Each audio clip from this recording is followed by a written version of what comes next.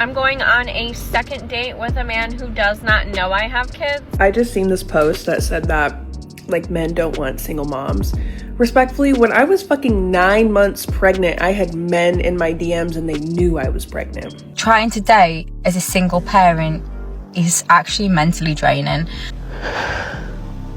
I don't know why it took me this long to realize, but I realized that I don't nurture and comfort.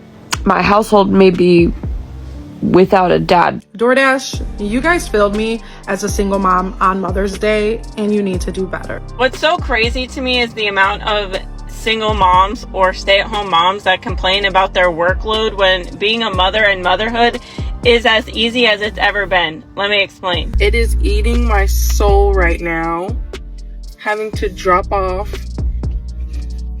my baby at school. What's up, y'all? Welcome back to Pearl Chronicle. I just seen this post that said that, like, men don't want single moms.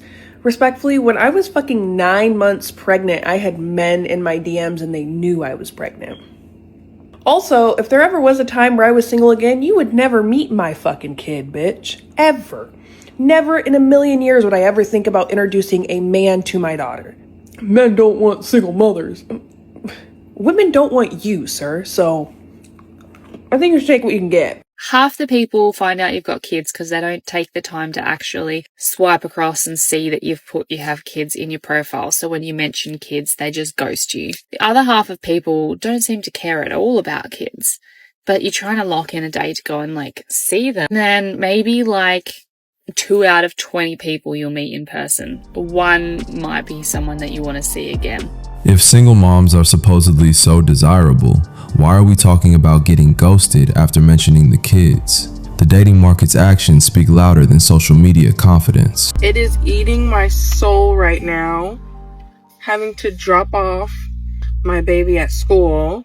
It's just frustrating because it's like a mom guilt feeling that I have to drop off my baby when you think about the life that you were supposed to have with the mom and the dad, and you were supposed to be at home with your baby, not drop them off at daycare with some young fucking teeny boppers who act like they don't even fucking care, and then she's crying for me to stay, and then they're just like this. No, come on, Sienna, let's go do this, and no redirection. It's just so why the fuck am I paying you all this money? Today is gonna be a day, I already feel it. Because I wish I could just stay home with her. But I have to work. And it's I feel like all these sacrificing so much while the other parent doesn't do fucking shit and then wants to also skimp on the child support that you are supposed to give me. This is the reality nobody talks about. Raising a child alone isn't just emotionally exhausting, it's financially brutal. A lot of people only understand that after the family is already broken. And tries to I did this, so I'm gonna take this out of this month. Dude, look at the shit that I pay for every fucking day for the past 4 years, okay? What you give me is a reimbursement, if that, of everything I pay for her. So, any moms can relate. And I know it's gonna be okay. And I hate to be put the positive shit and it's gonna be okay, no, but it's bad right now, so let me just sit in these emotions and be bad. I don't want to talk about how the fuck it's gonna get better, blah and blah. Bitch, I don't want to hear that shit right now. The fuck. Let me be sad about dropping off my baby at school and having to hustle and fucking make $1. I want what the fuck I want, and Jesus Christ. She's angry because reality doesn't negotiate. Every decision has a price tag, and raising a child alone is one of the most expensive consequences a person can face. I didn't really realize that when you're a single mom, people just automatically expect you to want to date a man that also has kids. I was talking about it last night with my whole family because I was like, oh, well, maybe next year, I'll have a boyfriend, go on a double date with my brother and my sister-in-law.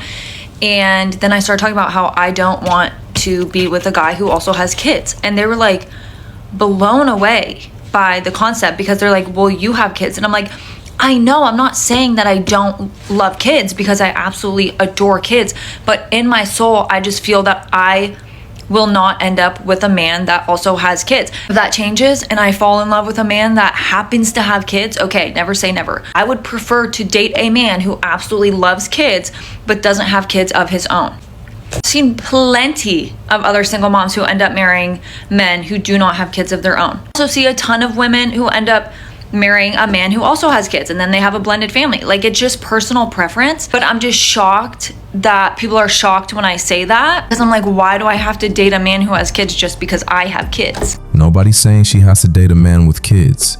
The irony is expecting understanding for her preferences while acting shocked that men have preferences too. I'm going on a second date with a man who does not know I have kids. When I decided to date casually this year and I set up my dating profile for that, I chose to not put on there that I have kids. I chose not to tell any of the men that I had conversations with that I had kids, and I did not tell either of the men that I went out on a first date with that I had kids. And the reason I'm doing this is because I do not want any weirdos seeking me out because they want access to my kids. I have 2 daughters, so I think the right person will understand.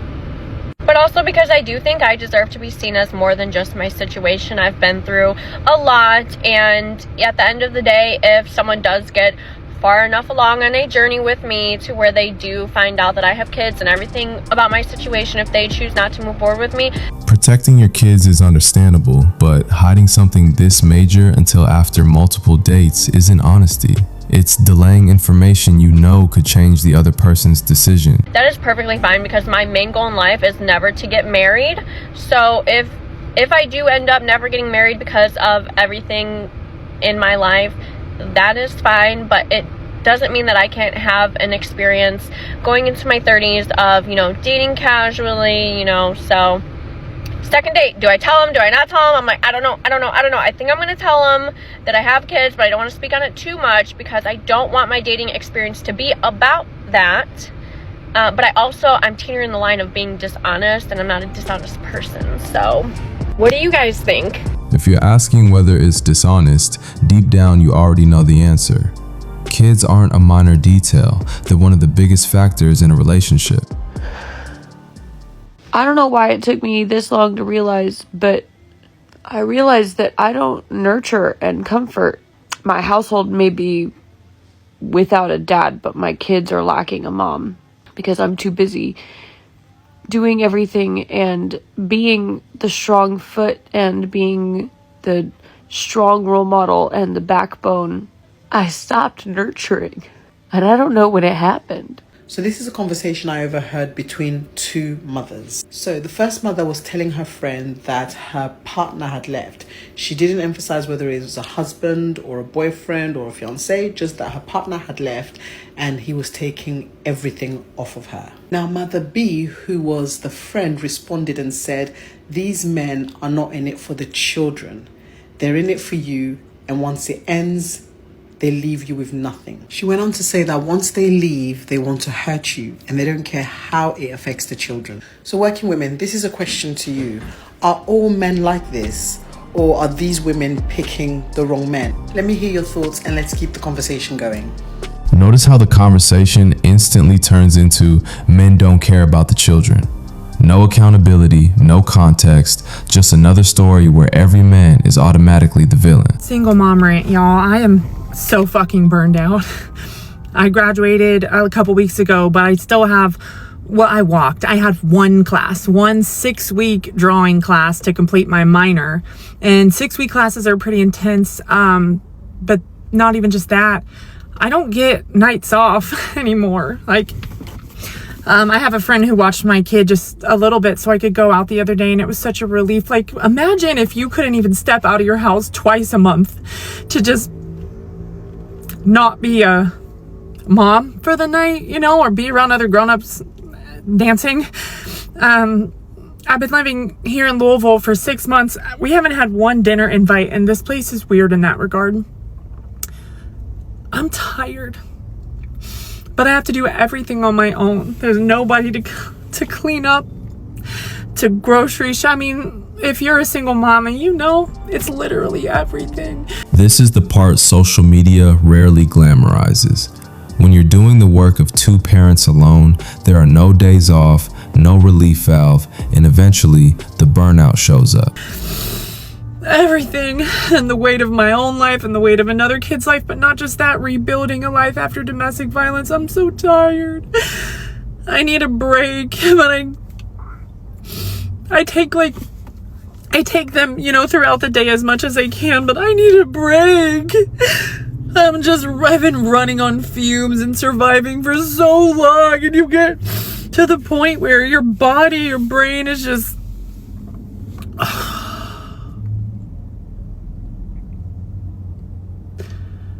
I know it's not always going to be like this, and it's just a hard season, but God. No help. No grandparents. No fucking child support. Deadbeat ass motherfucker. Thanks for listening. This is the reality check. When the support system disappears, every responsibility lands on one set of shoulders, and eventually, even the strongest people hit their limit. And for the single mothers and who got the child's fathers talking about nobody gonna want you after kids and you are less of a woman or whatever the case may be, the fuck? I want you. The fuck? I fill up the groceries. I pay somebody y'all trust to watch the babies. I'll get you a nice babysitter and we'll be out for the night. You feel me? Actually, you feel me? Once we get to that time and we, get acquainted with each other kids, I take all of us on a vacation. That nigga gonna be mad in the hood, still trying to sell dime bags while we out flying somewhere. You feel me? But single moms, the thing about single moms is they got children to look after, so they really don't play with their time. They know what they want. They know what they look for, man. And since they got kids, they catering, nurturing, loving. You feel me? They's not about to play with your ass. I'm not playing, baby.